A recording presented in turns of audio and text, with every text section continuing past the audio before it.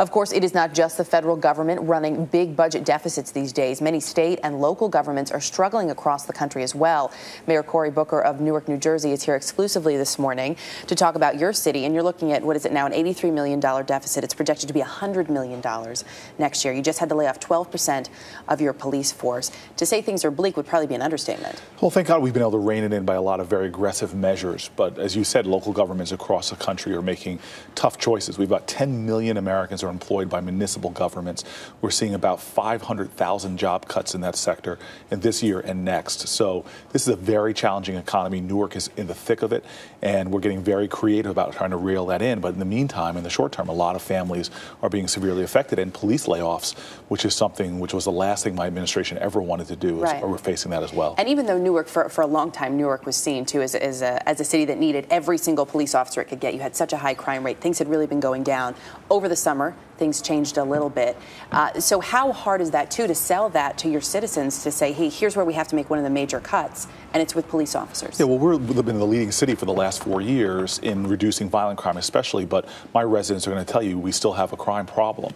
And so we know we have to continue to push that down. So it's something you can't sell. It's just no good way to talk about it. Cutting back in public safety is unacceptable. So we're having to be a lot more creativity, make investments in technology, which are force multipliers, restructure our entire police agency to force more police officers onto the streets, and find ways to do creative partnerships with churches and nonprofits to get more done to help prisoners coming home so they don't go back to crime and other things. Speaking of creativity, Mark Zuckerberg, of course, from Facebook, is giving the city of Newark $100 million, which is great in some respects. But when you look at that, is this something that maybe cities and states might have to look towards, is trying to maybe find, in some cases, private investments just to keep things going or to boost their education? Well, this is a time that I think, frankly, that private investment should be stepping up, not to make up for governmental shortfalls, but to try to stimulate innovation so America as a whole doesn't lose ground.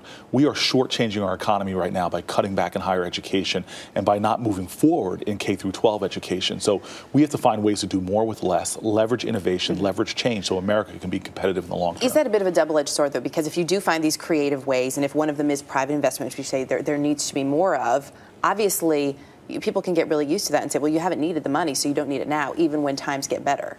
Well, look, government is going to have to change in America as we know it. We cannot sustain the level of expenditures we're doing. We as a country have trillions of dollars in unfunded pension liabilities and unfunded health care. So we have to figure out ways to shrink American government so we're not burdening taxpayers, but at the same time, more effectively do things. And this could be experimenting with a new green economy. You're seeing ways to use solar energy to reduce municipal costs, but still provide the same level of service. So government has to be more innovative. It has to be more forward-thinking. Real quickly, how do you sell this, though, to your citizens who are already sacrificing so much in their own families every day to tell them that they may have fewer and fewer services at their disposal and pay more? Again, well, the thing is there is no good way to sell it, but we can be innovative and find more ways to bring residents resources. So most of American cities have millions of dollars of unclaimed earned income tax credit money. So we've set up free tax centers for our residents, have brought millions of dollars into the pockets of our residents by creating free tax centers in City Hall, connecting residents to other critical services. We created one-stop centers for grandparents raising their grandchildren,